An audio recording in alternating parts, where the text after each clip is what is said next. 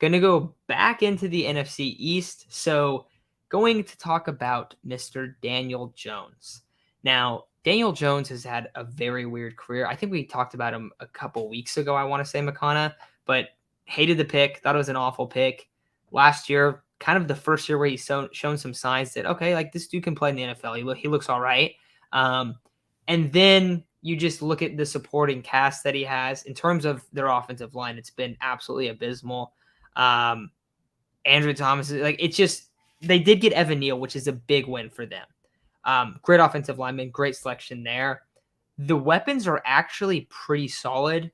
Saquon, Kenny Galladay, Kadarius Toney. I'm a big Kadarius Toney fan. Sterling Shepard, if he's able to play, he's had a bunch of concussions, so it's kind of always up and down with him. They drafted Wan'Dale Robinson as well. They still have Darius Slayton. Like they have a deep wide receiver room.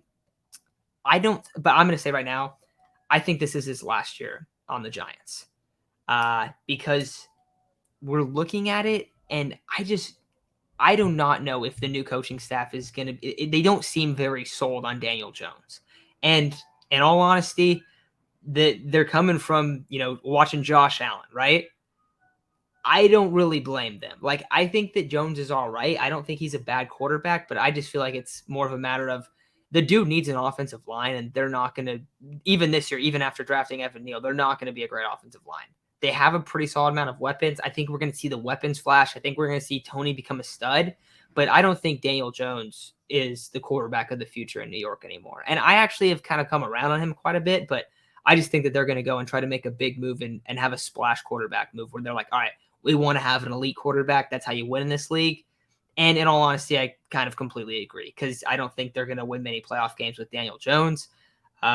Is he a starter? Yeah, but I don't think this is going to be the best year for him just because of really the offense that he's had to play with the last couple of years and the offense that he's going to play with this year. So that's kind of where I'm at on Daniel Jones, Danny Dimes.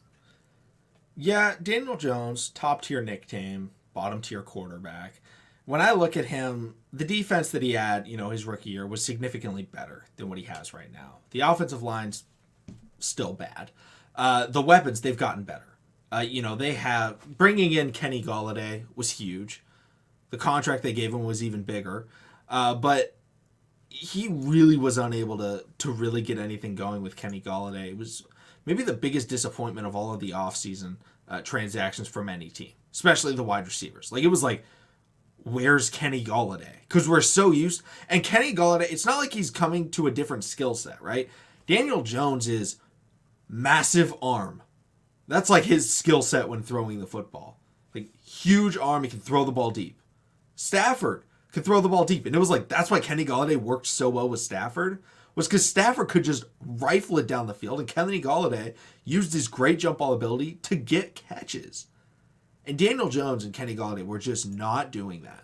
And it was really difficult to watch because I love Toney. I love Galladay. I'm a big fan of Sterling Shepard. And it was just like, what's going on here? Why are they not getting anything going?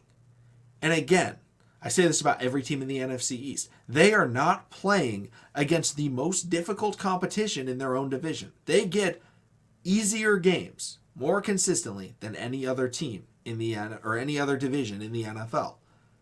And you're still struggling heavily, to be able to put up numbers and put up yards. And I think a lot of people, they look at it and they're like, okay, but he doesn't fumble as much with Daniel Jones. It's not necessarily the case. Because Daniel Jones, obviously in 2019, had like the worst fumbling season ever. I think he had 19 fumbles. 2020, he had 10 fumbles. He didn't play in every game. Last year, he had 7 fumbles. He only played in 11 games. He was on pace for like 12 fumbles, which is still way too many. And I get that he has a poor offensive line, but I don't see this as a make it year for Daniel Jones with the Giants. Now, does he maybe show a flash that another team wants? Like, if I'm him, I'm not staying with the Giants. I'm leaving. Like, why would you want to be there? Because they're not getting, like, I get they tried to get you an O-lineman this year, which they did in Evan Neal, which I thought great pick. They honestly nailed it with their first round. Thibodeau and Evan Neal, fantastic. But Daniel Jones needs an O-line and a coaching staff that believes in him. And I don't think they do.